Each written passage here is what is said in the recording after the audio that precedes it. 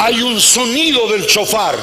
Y en cada fiesta los sonidos son diferentes. Y ahora hay un sonido en el mundo espiritual. Dios dice: estuve esperando que cambiaras y no cambiaste. Estuve esperando que te comprometieras y no te comprometiste. Estuve esperando que me buscaras y no me buscaste. ¿Están acá conmigo? Eso está pasando ahora.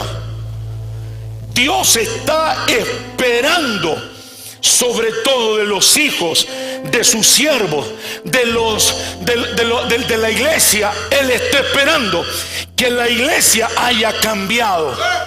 No de color, de pintura, no de vestimenta, no de cambio de corte, cambio de color, de cabello. No. Dios no está hablando de esos cambios superficiales. Dios está hablando de cambio en el corazón. No sé si me están entendiendo. No sé si le estoy hablando a la gente correcta, pero yo sé que estoy llevando el mensaje correcto, el mensaje de Dios. Entonces, ¿qué vamos a ver? Un relevo generacional, donde el que si estaba viviendo en pecado, doble vida, estaba obedeciendo como Saúl a media, obedeciendo únicamente, hágale lo que le convenía. Hay un relevo generacional. ¿Están entendiendo? Número 3, pongan atención. Al haber un relevo generacional, ¿qué es lo que hay? Hay herencias. No me escucharon. Hay herencia. ¿Por qué? Porque cuando hay un relevo generacional, la muerte de uno representa, en muchos casos, la herencia, la bendición de otros. Entonces, ¿qué va a pasar? Escuche bien esto. Hay herencia, hay un relevo generacional. Míreme, literal, la palabra de Dios dice que los dones y el llamado son irrevocables. ¿Verdad que sí dice eso? Ok, pero los talentos no. No sé si me escuchó. Dice, los dones y el llamado son irrevocables. Dios te da el don de lengua, es irrevocable. Puedes irte al mundo, volver y el don está ahí. Pero los talentos no. Los talentos Dios se los da a uno, Dios se lo da a otro, de acuerdo a la capacidad de mayordomía o administración. Y yo escuché del Señor decir que viene el momento donde Dios quita talentos. No sé si me entendió. Dios quita talentos. ¿Cómo así, pastor? Dios te había dado el talento para algo, pero no lo usaste y lo tenías escondido, enterrado. Dios te lo quita y se lo va a dar a otro, a quien Dios lo probó y fue hallado fiel. Este es el momento donde Dios quita talentos a los que no fueron fieles y se los confía a los que sí fueron fieles. No me están escuchando ustedes. En ese relevo generacional hay herencia. Hay un momento donde Dios dice: tráigame el talento, porque los talentos son de Él. Y ojo con esto, dentro de los talentos está la economía. Porque cuando dice la parábola de los talentos, que Dios le dio 5, 2 y 1, dice que no era talentos de cantar, no eran talentos artísticos, no eran talentos de arte, no eran talentos así. Lo que está diciendo, o lo que en realidad en el original habla, es del talento de administración, de mayordomía. No sé si me entendieron. Pero lo que Dios está haciendo ahora mismo es eso, removiendo, no Dios, sino por causa de que no hubiera un cambio. Vamos a ver gente que se le termina su ciclo de vida.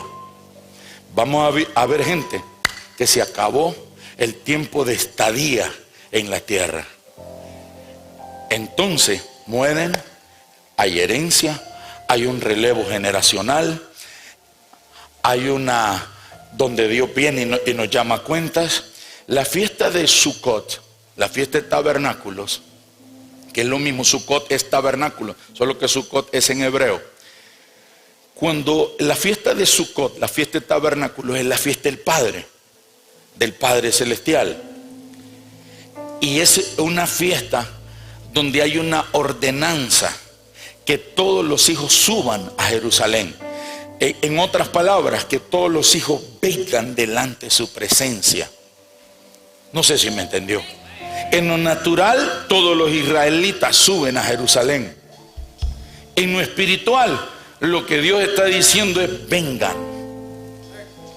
Hay una cita divina. Por eso es que le dice a Moisés, le dice: haz una convocatoria. En una traducción dice: haz una cita. Entonces, ¿qué es lo que el Padre está haciendo ahora? Está haciendo una convocatoria, está haciendo una invitación, que todos los hijos vengan ante su presencia. ¿Para qué, pastor? Para ahí, Dios es donde estamos todos delante de su presencia. Los ángeles que están a su servicio traen los reportes de lo que hemos vivido, de lo que hemos hecho, de lo que hemos hablado, de lo que hemos pensado, de todo. Y entonces el Padre es donde toma una decisión. Por eso es que Israel, dentro de esas fiestas, antes de la fiesta de tabernáculo, tienen la fiesta de Yom Kippur, que es la fiesta del arrepentimiento, la fiesta del perdón, donde todos se humillan, ayunan. Todas las fiestas son comer, son beber, es celebración. Pero la fiesta de Yom Kippur es una fiesta de ayuno. Es una fiesta de arrepentimiento. Es una fiesta de humillación, de rendición. ¿Por qué? Porque están queriendo alcanzar misericordia. No sé si están acá. ¿Qué tiene que ver todo eso con la liberación de la economía? Todo. Porque la unción que el Espíritu de Dios está trayendo ahora, que está sobre nosotros, es la unción para liberarnos, para traer las buenas noticias de que el espíritu de pobreza, la pobreza es un espíritu, la pobreza es una mentalidad. Si usted dice que la pobreza no es eso, ese es su problema. Pero en la Biblia habla de que la pobreza es un espíritu, que la pobreza es una mentalidad. Y yo lo he vivido, y nadie me lo ha contado, me lo han predicado, pero yo lo he vivido. Porque una cosa es que a usted se lo enseñen, se lo predican, y otra cosa es que usted lo viva, que usted lo experimente. ¿Están acá? Entonces, lo que Dios está hablando ahora es que hay una unción sobre la iglesia, sobre los hijos, que es una liberación del espíritu de pobreza. Es una liberación de la mentalidad de pobreza. Entonces, ¿qué es lo que Dios quiere que entendamos? Mire lo que dice la palabra de Dios. Hechos capítulo 4, versículo 32. Hechos 4, 32 al 37, traducción en el lenguaje actual. Todos los seguidores de Jesús. ¿Qué dice? ¿Qué dice de los seguidores de Jesús? ¿Cuántos seguidores? ¿Cuántos? Vamos, díganlo fuerte. Todos los seguidores de Jesús tenían una misma manera de pensar y de sentir. No sé si entendió cuál era esa mentalidad y cuál era ese sentir. Todo lo que tenían lo compartían entre ellos y nadie se sentía dueño de nada. Ok, versículo 33. Vamos. Llenos de gran poder. ¿Qué tenían todos? Todos estaban llenos de un gran poder, no de poder, de un gran poder. Los apóstoles enseñaban que Jesús había resucitado ¿Y qué era lo que sucedía cuando enseñaban que Jesús había resucitado? Dios los bendecía mucho. Versículo 34. Sigamos, vamos. Y no les hacía falta nada, porque los que tenían alguna casa o terreno, ¿qué hacían? Lo vendían.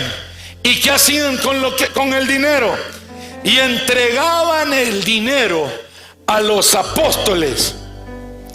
Entonces ellos lo repartían y le daban a cada uno lo que necesitaba. ¿Qué dice el 36? Estos también lo hizo un hombre de la tribu de Leví, que había nacido en la isla de Chipre. Se llamaba José, pero los apóstoles le decían Bernabé, que significa el que consuela a otros. Bernabé vendió un terreno suyo y dio el diezmo. ¿Qué dice? Y todo el dinero de la venta se lo entregó a los apóstoles. O sea que el pastor lo que está esperando es que yo vaya a vender mi pedacito de casita que tengo allá y que le traiga la plata. No quiero eso. Más bien quiero tener para dar más. Yo no quiero quitarle. Yo quiero que usted tenga. Y que sea como Bernabé. Bernabé tenía para darle a otros. No sé si me entendió. Ese es el sentir y el pensar de la iglesia primitiva. Habían recibido un gran poder, todos lo tenían, ellos tenían el Espíritu de Dios y todos tenían una manera de pensar y de sentir. Todos compartían con el que tenía necesidad. ¿Qué era lo que provocaba eso? Que no hubiera nadie que tuviera, no había ningún necesitado entre ellos. No sé si me entendió. ¿Qué era lo que hacían? ¿Quiénes administraban eso? Los apóstoles. Los apóstoles llegaban y la gente vendía la tierra. Usted vio las propiedades, las casas, y las ponían a los pies de los apóstoles, y los apóstoles lo repartían con los que estaban comprometidos sirviendo a Dios, para que la predicación de la palabra fuera a cada país, a cada lugar, y se expandiera el evangelio del reino de Dios, y que la gente pudiera conocer, recibir, experimentar el poder de Dios y el amor de Dios. No sé si me entendió. Por eso dice la palabra que cada día se añadían más, porque cada día se añadían más, porque los que se convertían lo que hacían era invertir en otros. No sé si me entendió. Míreme, ¿cuál es una de las señales, una de las marcas de una persona que se convirtió? Es que dice: yo quiero que lo que Dios me ha dado, yo quiero que otros lo tengan, y yo voy a hacer lo que sea necesario hacer para que mi familia y otra gente experimente ese gran poder. No sé si me están entendiendo. Creo que no me han entendido, ni los líderes me entendieron esa parte. Voy a seguir. Miren lo que sucede más adelantito. Hechos capítulo 5, versículo 1 al 11. Miren lo que sucede. Hechos 5, el 1 en adelante. Había cierto hombre llamado Ananías, quien junto a su esposa Zafira vendió una propiedad. Míreme. Había un movimiento económico sin precedentes en la iglesia. Había un movimiento económico sin precedentes, nunca antes visto. ¿Por qué? La gente tenía esta cultura. Este hombre, Ananías, y su esposa se pusieron de acuerdo para vender una propiedad. Versículo 2. Y llevó solo una parte del dinero a los apóstoles, pero afirmó que era la suma total de la venta. Con el consentimiento de su esposa, se quedó con el resto. Vamos. Entonces Pedro le dijo: Ananías, ¿por qué has permitido que Satanás llenara tu corazón? le mentiste al Espíritu Santo y te quedaste con una parte del dinero. Versículo siguiente. La decisión de vender, pongan atención a esto. La decisión de vender o no la propiedad fue tuya.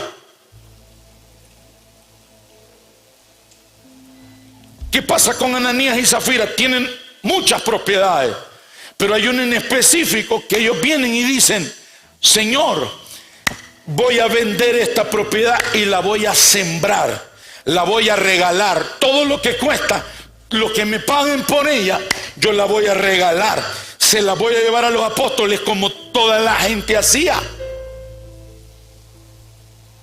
Todos, la mayor parte de la gente venía y hacía eso. Tenían muchos bienes, vendían casas, vendían propiedades, las llevaban a los apóstoles. Ananías se convierten a Jesucristo y dicen: nosotros también vamos a hacer lo mismo. Dios nos ha bendecido. Esto que ahora tenemos no se puede pagar con dinero. Estamos agradecidos con Dios. Vendamos una casa y lo que cueste esa casa se la llevamos a Dios. Ese es el trato que hicieron. Hicieron un pacto con Dios.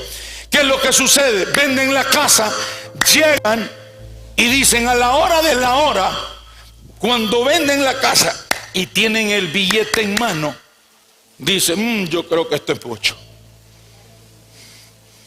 Yo creo que esto no es tanta gente dando. Vos te fijaste, pasaron como 10 a testificar que habían regalado su carro, que habían regalado su casa, que habían regalado esto, que habían regalado lo otro. Yo creo que no hay tanta necesidad. Yo miro que hay movimiento de billetes. Demos una parte. ¿Qué decís, Zafira? Y dijo Zafira: está bien, está bien. Eso fue lo que hicieron, se pusieron de acuerdo. Pedro, lleno del Espíritu, con discernimiento de espíritu, les dice: ¿por qué Satanás llenó tu corazón? ¿Están acá? Cuando alguien tiene en su corazón el dar algo, pero lo razona, lo medita, lo analiza, la primera voz que escuchó fue de Dios, pero la segunda voz que vendrá será la del diablo. Ananías escucharon la voz de Dios, fueron movidos por Dios para vender la casa y traer la ofrenda a los pies del Señor, a los pies de los apóstoles. Ellos dijeron, el diablo les dijo: ¿para qué van a ir a dar si no hay necesidad? Quédense ustedes con una parte y den otra parte. Por eso Pedro le dice: Satanás llenó tu corazón, porque cuando Dios te dice que hagas o des algo y no lo das, es porque estás obedeciendo al diablo, es porque el diablo está llenando tu corazón. ¿Están entendiendo? Ok, ¿qué es lo que sucede? Llega el momento y dice: la decisión de vender o no la propiedad fue tuya. Los apóstoles no estaban manipulando a nadie. Estaban predicando, estaban enseñando, estaban orando por las necesidades de la gente. ¿Me están entendiendo? Ellos oraban por las necesidades de la gente, echaban fuera demonios, sanaban a los enfermos, resucitaban muertos, los ciegos miraban, los sordos oían, los mudos hablaban, los paralíticos caminaban. En ese mover están. No están ellos haciendo milagros pidiendo una ofrenda a cambio, como yo ahora. Oramos por las necesidades de la gente siempre lo hacemos. No para manipularlo después y que usted vaya y venda lo que tiene y traiga la plata. No, lo hacemos porque es lo que hacía Jesús y es lo que hacían los apóstoles. Siempre tiene que haber oración por las necesidades del pueblo. Si usted está en un lugar donde nunca se ora por su necesidad, huya de ahí, porque ahí a usted no le importa. Acá en nuestra cultura a mí me interesa que la gente sea sana. Dios quiere que usted esté sano. ¿Están entendiendo? Dios quiere que oremos por las necesidades del pueblo. Por eso nos dio poderes. Por eso usted escuchó el testimonio acá. Oró por su hermano. No oró porque era su hermano. Como ha orado por su hermano, ha orado por 100 personas más que no son nada de ella. ¿Están entendiendo? Entonces Pedro le dice: Ananías, pero si la casa la viste a vender porque fue tu decisión, nadie te ha pedido nada. Nadie te dijo, dice el Señor, que vayas a vender tu casa y que traigas el dinero para acá. No, nadie dijo eso. La decisión de vender tu casa era tuya, no mía, no fue de nosotros. Y después de venderla, el dinero también era tuyo para regalarlo o no. ¿Están entendiendo? ¿Cómo pudiste hacer algo así? No nos mentiste a nosotros, sino a Dios. ¿Por qué dice no nos mentiste a nosotros, sino a Dios? Porque fue Dios el que puso en el corazón de él. ¿Están acá? El Dios es el que pone el querer como el hacer según su buena voluntad. Si usted se quita un par de zapatos y usted lo quiere dar, Dios es el que le está diciendo. Nadie le está diciendo traigan todos los que tienen zapatos. No trajeron billetes, tráiganos zapatos. No trajeron billetes, tráiganos relojes. No trajeron billetes, tráiganos celulares. Nadie le está diciendo eso. Dice, ¿cómo pudiste hacer algo así? Porque no nos han mentido a nosotros, sino a Dios. ¿A quién le mintió Ananías? A Dios. Mire lo que dice el siguiente versículo. En cuanto Ananías oyó estas palabras, cayó al suelo y murió. Cayó al suelo y murió. Todos los que se enteraron, porque estaba la iglesia, y fue donde había una multitud de personas, y vieron que cayó muerto. No fue que se desmayó, se murió. Mire, cayó al suelo y murió. Todos los que se enteraron de lo sucedido quedaron aterrados. Versículo siguiente y terminamos. Después unos muchachos se levantaron, lo envolvieron en una sábana, lo sacaron y lo enterraron. 7. Como 3 horas más tarde entró su esposa sin saber lo que había pasado. Vamos. Pedro le preguntó, ¿fue este todo el dinero que tú y tu esposa recibieron por la venta de su terreno? ¿Cómo contestó ella? Sí, contestó ella, ese fue el precio. Pedro le dijo, ¿cómo pudieron ustedes dos siquiera pensar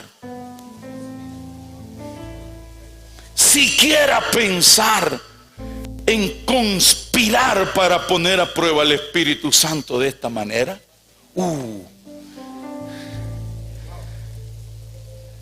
Cuando nosotros aceptamos pensamientos del diablo, cuando nos hablan de esto, como temas como esto que le estoy enseñando, y usted está diciendo, al final me pide billete.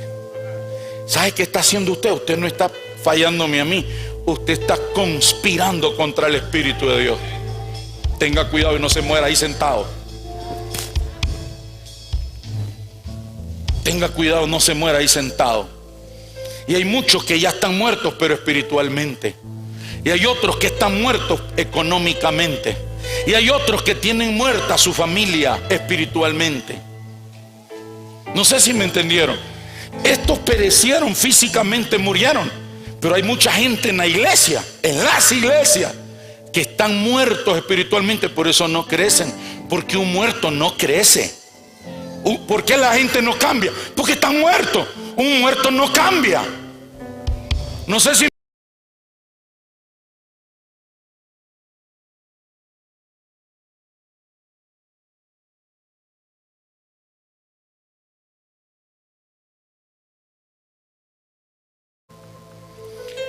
Porque hay muchos de ustedes que tienen mucho tiempo de estar en el Señor. Irrelevante. Pastor, pero yo estoy sirviendo. Sí, pero eres irrelevante en el servicio que haces. Que la irrelevancia es muerte espiritual. No sé si me entendió. Cuando tú te vuelves irrelevante, estás muerto espiritualmente. Estás vivo, te mueves y todo, físicamente estás vivo, pero espiritualmente estás muerto. ¿Están entendiendo? Esto fue lo que a mí el Señor me dijo. Hay gente que está, no como Ananías y Zafira, que se murieron físicamente. es que están muertos espiritualmente. Van a la iglesia, se sientan, sirven, en algunos casos, se sientan, otros solo van y llegan, pero no crecen, no cambian, no son transformados, no prosperan, no se enriquecen, no maduran. ¿Por qué? Están muertos, hijo, me dijo el Señor. Están muertos. ¿Dónde has visto a un muerto cambiar? ¿Dónde has visto a un muerto crecer? ¿Dónde has visto a un muerto? ¿Están conmigo? Por eso lo primero dice, libéralos de esa muerte espiritual. Porque ¿por dónde vino? Vino por la avaricia, vino por la tacañería, vino por el apego a lo material. No sé si me están entendiendo. Por eso vino la muerte espiritual. Y por eso es que usted dice, pastor, mire, yo oro. Ahora usted que está sentado ahí, ahora usted, el Espíritu de Dios le está trayendo la causa, la razón, el motivo por el cual usted tiene mucho tiempo que usted no siente a Dios.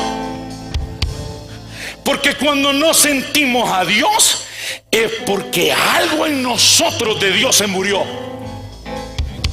¿No me entendieron? Ayúdenme ustedes acá. Cuando nosotros no sentimos a Dios, la presencia de Dios, el Espíritu de Dios, la unción del Espíritu Santo, cuando los frutos, los dones del Espíritu no están activos en nosotros, es porque algo de Dios se murió. Y para que algo de Dios se haya muerto, significa que tuve que haber hecho algo. No me han entendido, por más que aplaudieron, no entendieron. La muerte en la mayor parte de la gente, seguro que el Señor a mí me dijo, comenzó a través de algo que Dios te puso en tu corazón que hicieras, que dieras y no lo diste, que hicieras algo y no lo hiciste. ¿En qué área? En el área financiera. Dios te dijo no solamente que le des el diezmo al ministerio, a Dios, sino quizás Dios te dijo, hermano, que está pasando una necesidad, y tú dices, reprendo al diablo en el nombre de Jesús. Mataste al Espíritu de Dios, conspiraste contra Dios. ¿Estás entendiendo? Esa es la muerte. Mira, hay gente que dice, Señor, yo no estoy en fornicación, yo no estoy en adulterio, yo no masco chicle, yo no bailo pegado, Señor, yo no escucho música mundana, yo si puedo sirvo, cuando me piden algo lo hago, pero Dios te pidió algo y no lo diste, y eso es lo que te tiene muerto espiritualmente. ¿Están acá o no? Ahí te llevó, a eso fue lo que la entrada. Por eso es que Pedro le dice, el diablo llenó tu corazón. Antes estaba lleno de ese gran poder, ahora está lleno tu corazón del diablo. ¿Están entendiendo? Por eso es que dice, ¿cómo pudieron ustedes siquiera pensar? Ni siquiera piensen. ¿Cómo ustedes se pudieron dos siquiera pensar en conspirar para poner a prueba el Espíritu del Señor de esta manera? ¿Me están entendiendo? ¿Por qué murieron? Porque conspiraron contra el Espíritu Santo.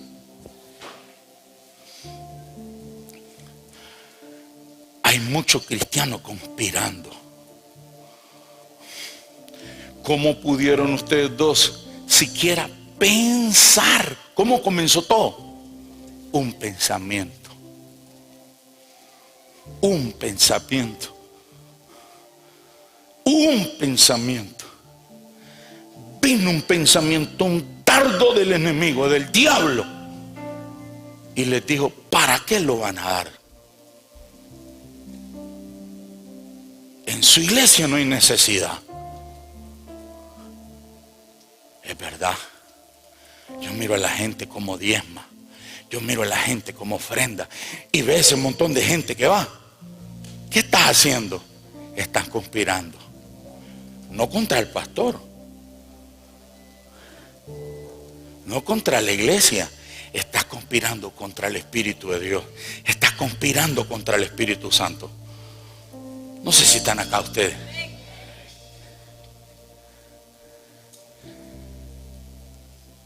Hay una macro conspiración en el mundo espiritual.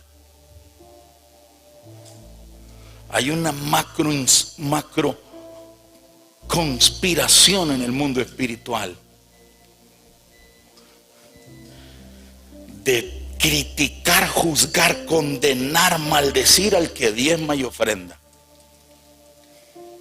Eso es una cuestión, es una macro conspiración. ¿Están entendiendo? Surge un artista bisexual, homosexual, como sea, satánico o no satánico, y la gente no cuestiona que se usan unas grandes cadenononas que les cuestan $200,000. El pastor apenas le hace una cadena de tierra y es que el pastor se está quedando con las tierras de la iglesia. Hay una macro conspiración en los aires. ¿Qué es una macro, pastor? Es global, es mundial. El que diezma y ofrenda, el que es generoso, es criticado por el que no le da nada a Dios. No sé si me entendió. Yo creo que el pensamiento vino sobre Ananías. ¿Por qué me dice eso, pastor? Porque el diablo siempre el pensamiento lo trae sobre el que tiene la autoridad, sobre el que tiene la mayor influencia, sobre el que tiene la mayor influencia o impacto en la familia. No sé si me entendió. Lo voy a repetir para que lo entiendan. El diablo va a influenciar a aquel que tiene mayor influencia sobre la familia. Le voy a poner un ejemplo, pues. Usted tiene 6 hermanos, pero hay uno en su vida que tiene una influencia mayor que los demás, los otros 5. No hay, los 6 no tienen la misma influencia. Hay uno que tiene una mayor influencia sobre usted, que sus palabras, sus pensamientos, su manera de pensar, su manera de ser lo afectan a usted. Sus comentarios lo afectan, sus opiniones lo afectan. Y esos son los que el diablo usa para conspirar contra el Espíritu de Dios. Voy a decir esto y lo voy a decir con respeto a mi padre. Yo amo a mi papá, y si lo testifico no es por exponer a mi papá o por deshonrar a mi papá, sino para edificarlo a usted. Cuando yo me convertí, desde que yo me convertí, empecé al principio, mis primeros meses, porque yo era un tacaño para las cosas de Dios. Pero luego Dios empezó a enseñarme, tenía que ser generoso. Si en el mundo gastaban miles en una noche, en los discos, en la fiesta, en la cerveza, en el alcohol, en los paris, en la diversión, y entonces el Señor me hizo ver que yo tenía que ser generoso ahora que estaba en el lado de Él. Cuando yo empiezo a ser generoso, se empezó a ver, porque la generosidad se tiene que ver. No hay un generoso agente 007. Pastor, pero la Biblia dice que lo que tu derecha hace no lo hace por la izquierda. Mire, no me venga con babosadas religiosas ahí, absurda. Viene mi papá y me decía, sí, que yo miro que vos todo el pistillo que agarrás, porque así la gente lo dice, porque así el diablo se lo dice, todo el pistillo se lo va a dar al pastor, y el pastor nunca le llegó ni una ficha mía.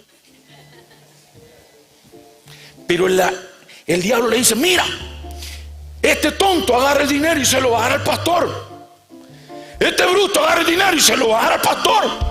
Y así como el diablo se lo dice, así lo sueltan. ¿Me entendió? Pero ¿a quién se lo va a decir al diablo?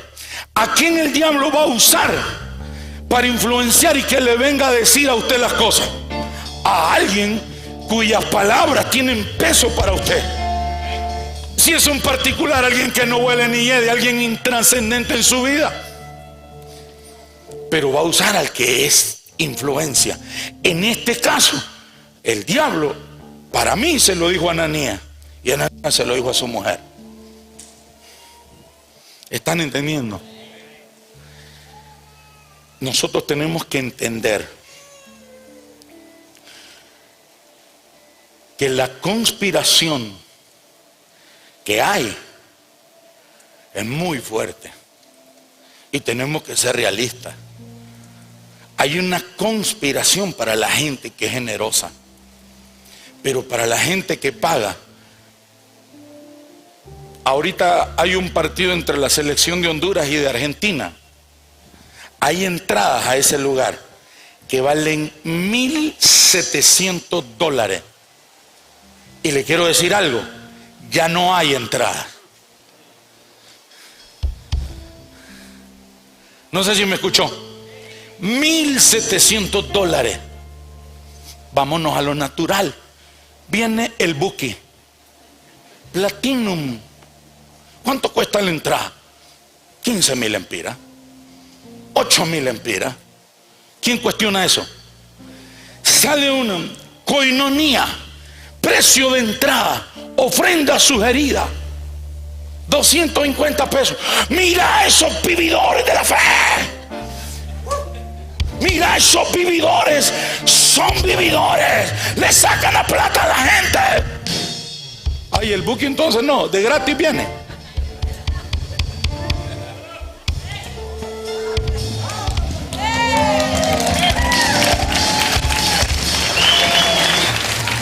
Pero hay una macro conspiración en el mundo espiritual, influenciando a los cristianos,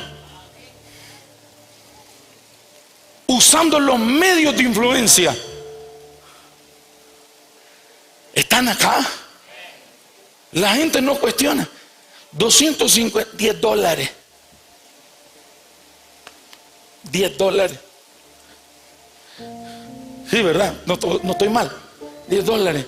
Pero la gente paga por ir a ver un partido de fútbol que no te edifica, que vas a salir tu foso a cigarro, que te van a tirar miados, que se agarran a piñazos, que agarran tiros y balas y por aquí y por allá. Pero la gente bien va y lo paga. Dígale a alguien, te están hablando. Hay una macro conspiración en el mundo espiritual para parar la honra a Dios. ¿Por qué? ¿Cuál es la razón principal? Porque sigas viviendo en deuda, sigas viviendo del sistema, que para que tengas que hacer algo tienes que sacar un préstamo y tienes que endeudarte. ¿No es eso lo que nos sucede? ¿No es eso lo que nos pasa? ¿No es esa la mentalidad de la gente, que si uno no se endeuda no se puede hacer de sus cosas? ¿No lo decimos? Pero esa no es la voluntad de Dios. Cristo nos hizo pobre para que nosotros vivamos en deuda. Cristo se hizo pobre para que nosotros seamos enriquecidos. No sé si me entendió. Entonces, ¿qué es lo que tenemos que hacer? Número 1, identificar que es un espíritu de pobreza. Número 2, identificar que es una mentalidad. Es una mentalidad.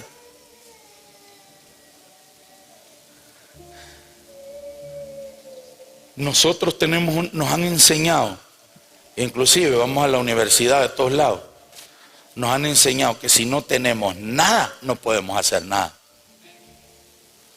Pero la Biblia dice, el justo por la fe vivirá. No sé si me entendió.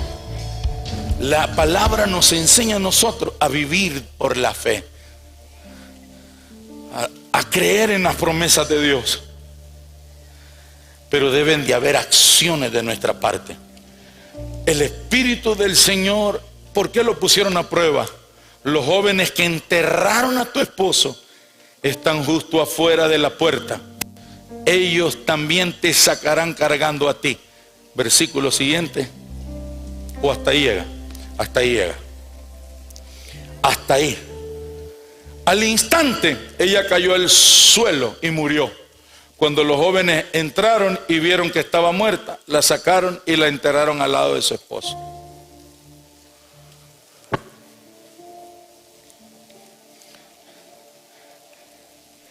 Había una, con los apóstoles había una lucha.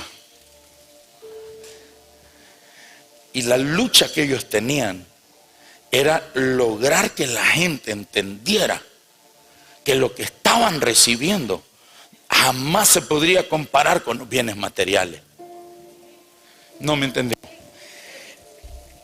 Había una lucha, había un esfuerzo sobre esfuerzo de los apóstoles, de la iglesia primitiva, de que la gente entendiera que lo que recibían al recibir juntamente a Jesús, no había oro y plata que lo pudiera dar.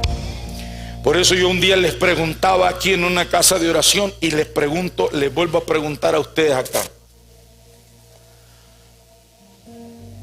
¿por qué era que la gente recibía a Jesús como su Señor y Salvador, recibían el poder del Espíritu Santo? ¿Y por qué era que lo primero que hacían era un patrón en todos? Ya lo leímos allá. En todos, no en algunos, en todos. ¿Cuál era ese patrón? Tenían que dar algo. No sé si me entendieron. Los apóstoles identificaban cuando alguien se convertía. Míreme, identificaban cuando alguien se convertía porque ellos se sentían comprometidos a dar algo a cambio. Esa era una señal para ellos en una persona, que cuando ellos predicaban y recibían a Jesús, el Espíritu Santo caía sobre ellos. Ahora escúcheme, no se podrá fingir, o no se podría fingir el recibir a Jesús y el poder del Espíritu Santo. ¿Se podía fingir, sí o no? Sí. Los primeros dos que lo intentaron hacer murieron. No me entendieron. ¿Por qué murieron? Desafiaron a Dios, conspiraron contra Dios, conspiraron contra el Espíritu Santo. Era una señal, era algo automático para los apóstoles saber cuando alguien se había convertido o cuando alguien no se había convertido. Díganme ustedes cuál era. Estaban dispuestos a dar lo que fuera. ¿Y sabe qué era lo que estaban dispuestos a dar? Lo que para ellos representaba más importante. Porque en ese momento, escúchame, en ese momento lo que había, pónganme atención, porque en ese momento lo que había era una liberación. ¿Cómo así, pastor? La liberación era esta. Ellos tenían un apego a las cosas materiales, como nosotros, como todo ser humano. Esa es la naturaleza humana. Tenemos un apego a lo material. ¿O solo soy yo? Usted no, ¿verdad? Ellos tenían un apego a lo material. Pero en el momento, escuchen, en el momento en el que el poder del Espíritu de Dios venía sobre ellos, ¡pum!, ellos eran liberados.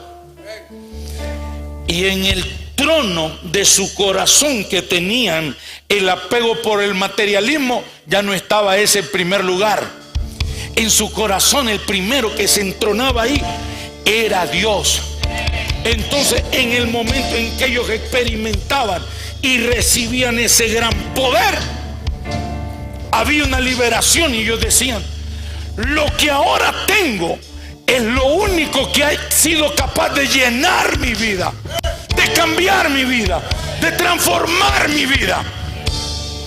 Entonces, ¿cómo yo puedo darle a Dios algo? ¿Cómo yo puedo hacer para demostrarle mi gratitud a Dios? ¿Qué debo de hacer? Inmediatamente por eso Pedro les decía: si nosotros no te pedimos nada.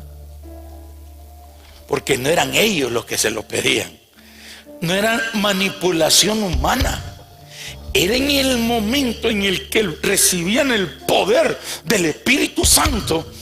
Ellos eran liberados y ellos entendían que a cambio de lo que habían recibido, nada de lo que tuvieran o pudieran llegar a tener materialmente hablando se podía comparar. No me entendió.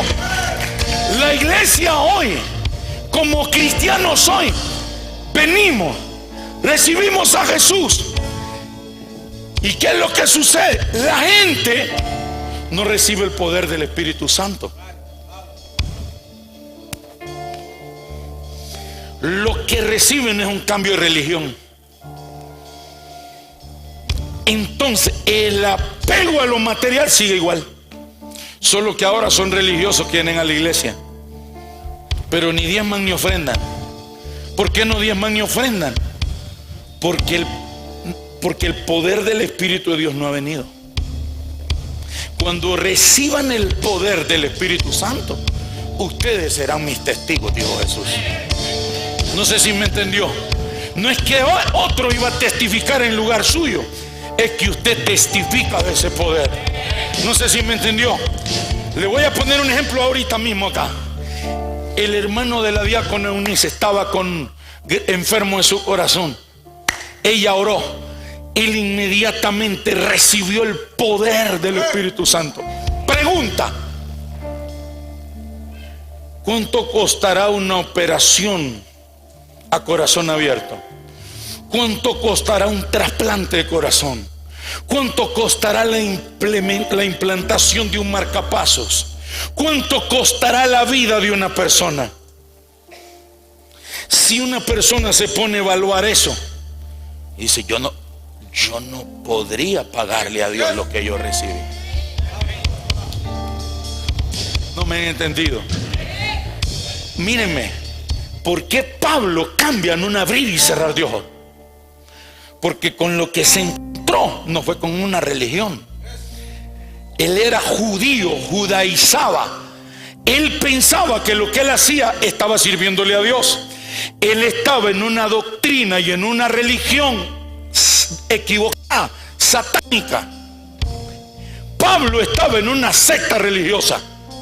¿Me están entendiendo? Va camino a Damasco. El poder de Dios lo rodea, cae sobre él, cae en tierra, queda ciego. ¿Qué más muestra de poder quiere usted que Dios lo está llamando?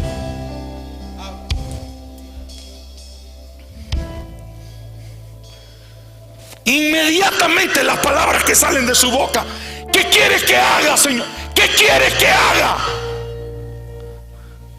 La palabra de una persona que no se ha convertido es: Señor, dame. Sigue pensando como huérfano, sigue viviendo como pobre, como huérfano. Las palabras de Pablo fueron: ¿qué quieres que yo haga, Señor? Estoy a tu servicio. Dímela, dame la orden y yo la hago. No me entendieron. Por eso es que tenemos gente sirviendo que son sub y baja. ¿Cuál es la razón principal? No han tenido una verdadera conversión, no han tenido un verdadero arrepentimiento, no han sido llenos verdaderamente del poder sobrenatural de Dios. No me entienden. Todo aquel que tuvo un encuentro genuino con Jesús estuvo dispuesto a dar lo más preciado que tenía. Abraham dijo: lo que tú me pidas yo te lo daré. Dame a Isaac. Sí, Señor, porque te voy a dar lo más preciado de mi vida. Están conmigo. Entonces la gente hoy viene a la iglesia, reciben a Jesús. Un día vienen a la iglesia y al otro día se van a la discoteca a revolcarse en el fango. ¿Por qué? Porque no se han convertido todavía. Porque no estamos orando para que la gente reciba el poder de Dios. Como pastor, por eso las noches se llaman, no las noches sobrenaturales, con el pastor Darwin Pineda. Porque yo soy un simple inmortal como usted y como cualquier humano. Son las noches sobrenaturales con el Espíritu Santo. Ese día me encierro, busco su presencia, oro, leo, estoy con Él. Porque yo quiero que Él venga y se manifieste. Entonces los músicos tienen que pensar igual, los ujieres tienen que pensar igual, los líderes tienen que pensar igual, el pueblo tiene que pensar igual. Entonces cuando viene el nuevo, recibe el poder de Dios que lo cambia. Entonces van a decir: ¿qué quiere que haga, Señor? No me van a decir a mí, pastor, ¿qué quiere que yo haga?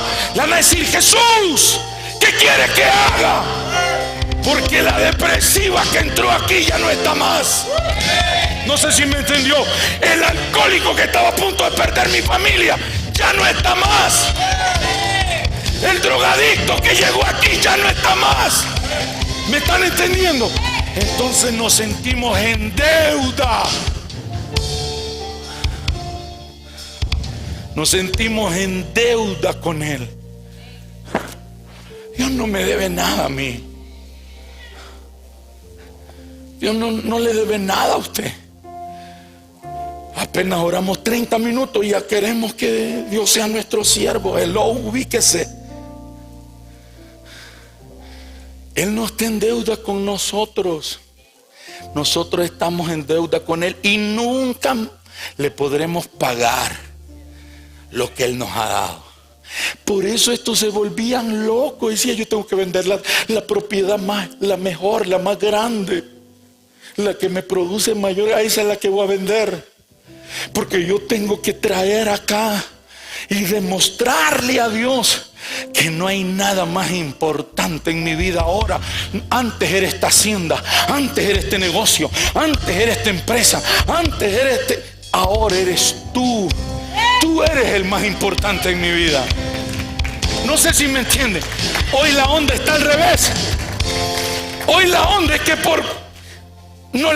mire, escúchenme. Hoy nosotros, el Señor me dijo: hoy el pueblo y mis hijos están como el pueblo de Israel.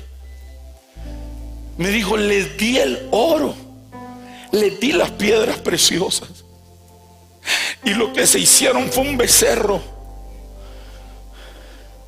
La creatividad que Dios les había dado la usaron para crearse un becerro y adorarlo. La iglesia está igual. La iglesia se levanta y pone una empresa, y ahora adoras esa empresa. Te rindes. Hoy no tienes tiempo para servir a Dios. Hoy no tienes tiempo para buscar a Dios. Te creaste ese becerro de oro. No sé si están acá. Los mismos pastores nos hemos hecho materialistas. Y si hay algún pastor ahí, no cambie. No se haga el día peso que para usted. Enseñamos de dar y de dar, pero ¿cuál es el objetivo? ¿Cuál es el objetivo de enseñarle a la gente que de diezmo y ofrenda? Yo lo estoy haciendo y Dios lo sabe que lo estoy haciendo, porque número uno, Él me dijo. Número dos, hay un cambio, hay transferencias financieras ahora. Número tres, hay un momento en el espíritu. Se llaman, en inglés creo que le dicen momentum. Es un momentum, es un abrir y cerrar de ojos. Hay gente que en un abrir y cerrar de ojos se hará rica, millonaria. Por eso quiero, ¿para qué? Y le enseño el para. Le digo cómo y le enseño para que usted invierta en el reino, para que usted invierta en las almas, no para que usted se vuelva loco con drogas, con alcohol, con pornografía, con hombres, con mujeres, con orgía, con sexo, no. No es para eso. Es para que usted invierta en las almas. La gente iba, vendía lo mejor que tenía, lo traía a los pies de los apóstoles. ¿Y qué era lo que sucedía en ellos? No había ningún necesitado.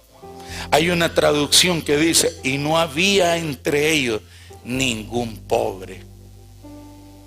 No había entre ellos ningún pobre. Porque ¿cuál es la manera más efectiva de ser liberado del espíritu de pobreza? Dando. Yo no soy liberado cuando recibo. Yo no soy liberado cuando recibo, cuando me dan un regalo. Yo soy liberado cuando le doy a Dios. Entonces la gente recibía el gran poder del Espíritu Santo. Y la gente venía y daba. ¿Quién le decía que llevara eso? ¿Los apóstoles? No, era Dios. Dios ponía en sus corazones el que diera. No podemos manipular a la gente para que dé. No podemos usar la brujería, la hechicería. ¿Sabe qué quiere decir? Uno de los significados de hechicería. ¿Sabe qué quiere decir hechicería? Usar las palabras que la gente quiere usar, que quiere escuchar, para que la gente haga algo. Por eso dice hechi. Las raíces de acciones que la gente hace por manipulación. Eso es brujería. Y en muchos altares lo que hay es brujería. Y en muchas iglesias lo que hay es brujería. Hechicería son dichos, son palabras que el pueblo quiere oír y que el pueblo responde a esas palabras. Eso es hechicería. Entonces es como que yo le diga un ejemplo y le diga a él, mañana vas a recibir una casa. ¿No quiere recibir él una casa? ¿Quién de ustedes no quiere recibir una casa? Mañana vas a recibir un carro. Eso es lo que quiere oír. Y a eso que escuchó responde con una ofrenda. ¿Qué es lo que Dios ve? De dónde sale la intención original del corazón. ¿Cuál es la intención original de mi corazón?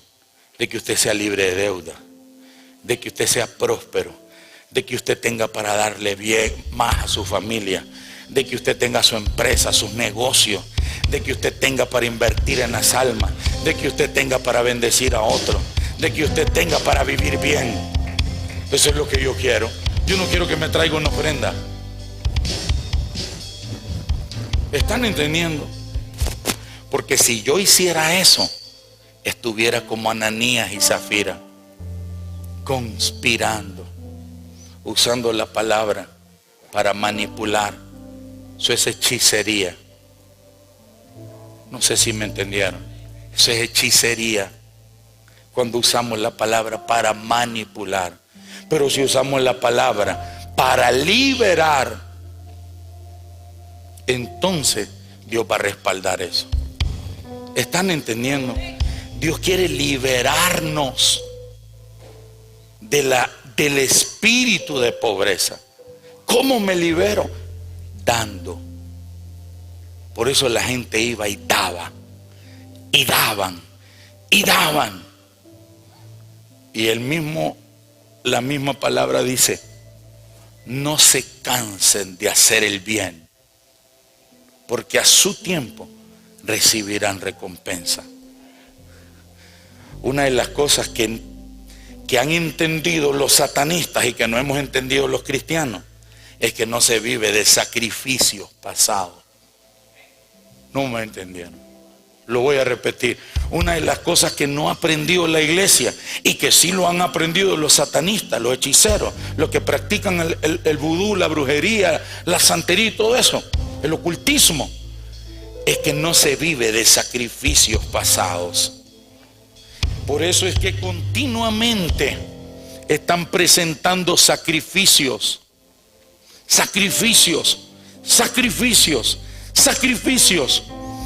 Entonces, míreme acá. ¿Por qué los ocultistas presentan sacrificios continuos? a Satanás. Escúchenme en esto. Porque ellos quieren estar vigentes en el mundo espiritual. Una persona, un satanista, un ocultista, un hechicero, que no presenta sacrificios continuos al diablo, se queda irrelevante. Por eso es, míreme acá, por eso es que los brujos más fuertes no son los que dieron sacrificio hace 10 años, son los que mantienen dando sacrificio. Y cada vez los sacrificios van en un nivel y en una dimensión más grande, más grande, más grande, más grande. ¿Por qué? Porque ese es el peso que ellos tendrán en el mundo espiritual. Ahora se lo traslado, que es lo que nosotros como cristianos no hemos entendido. Pero yo di una ofrenda, pero yo di un servicio, pero yo oré, pero yo hice tal cosa hace 10 años. Por eso ahora eres irrelevante. Porque el mismo principio, ¿de dónde el diablo aprendió eso? Recuerde que él estaba en el trono de Dios. Y el diablo sí manipula y controla. Dios lo hace voluntario. Dios dice, cada quien dé como propuso en su corazón. No con tristeza, ni por necesidad. Es que la iglesia no lo necesita. Allá está otra iglesia, allá que ella sí lo necesita, porque allá son más humildes.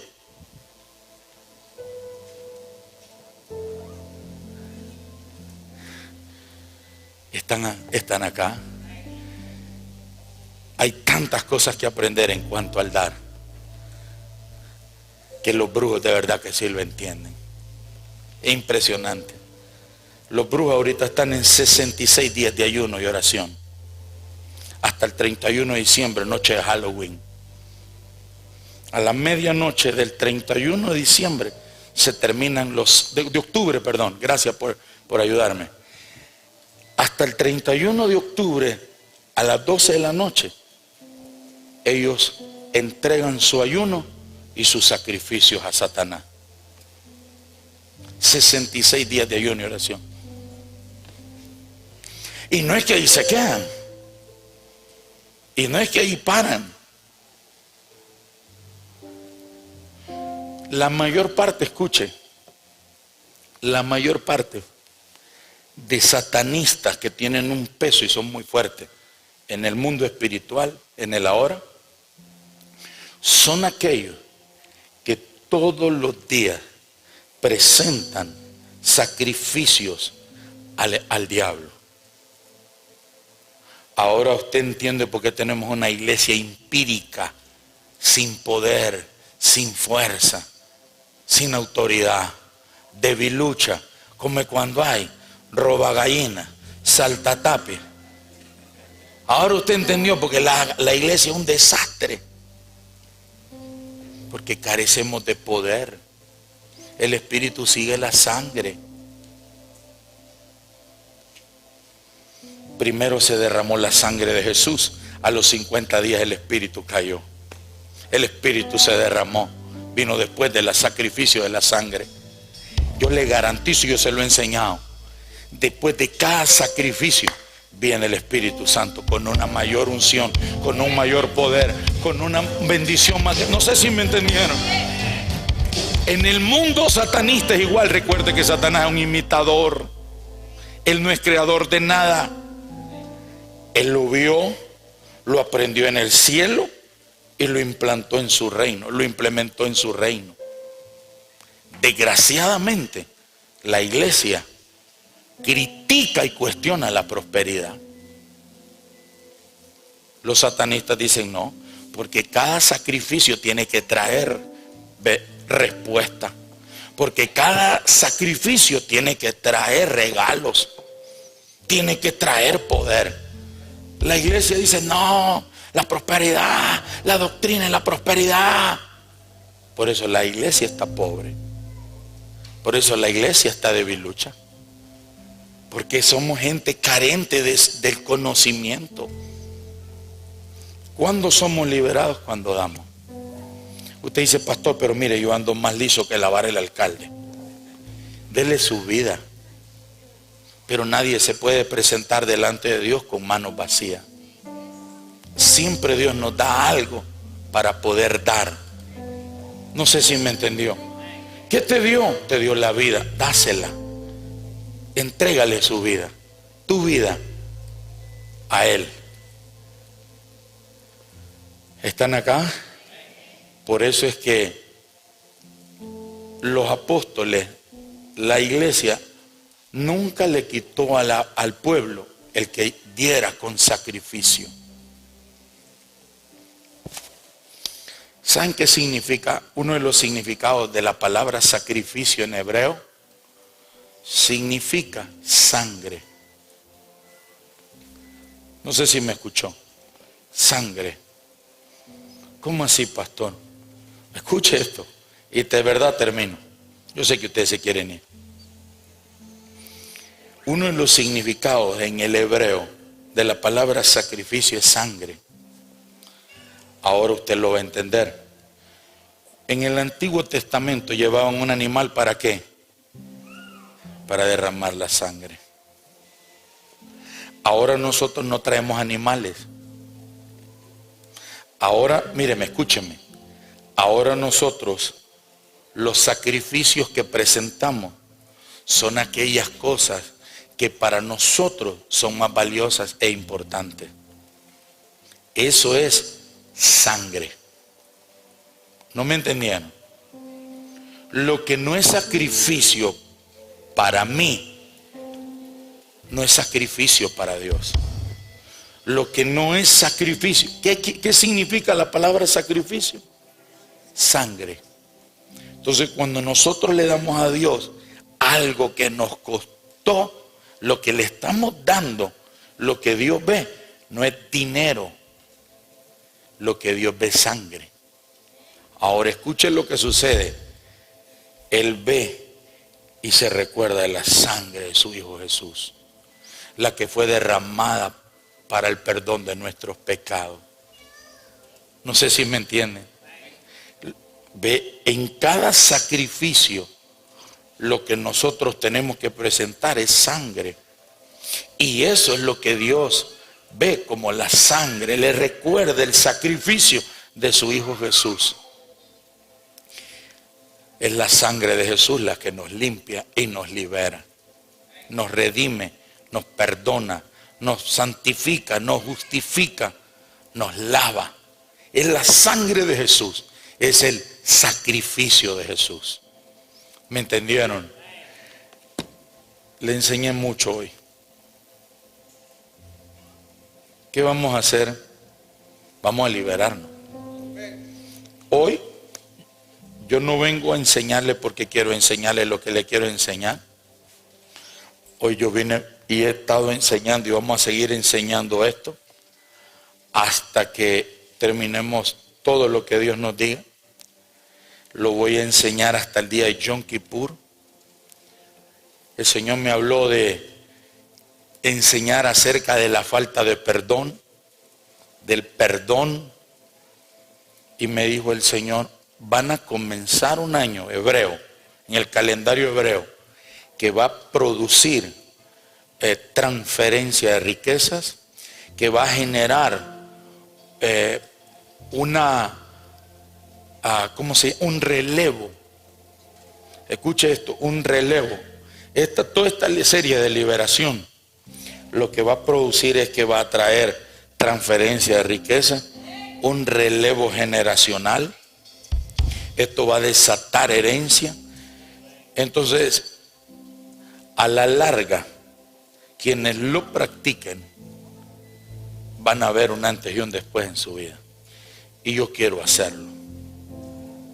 Entonces, le animo a que no se pierda los sábados. Pastor, ¿y cuándo va a seguir hablando de esto de dar? Es que esto no podemos parar nunca, porque Dios todos los días nos da. Entonces es como decirle a Dios, para de darme.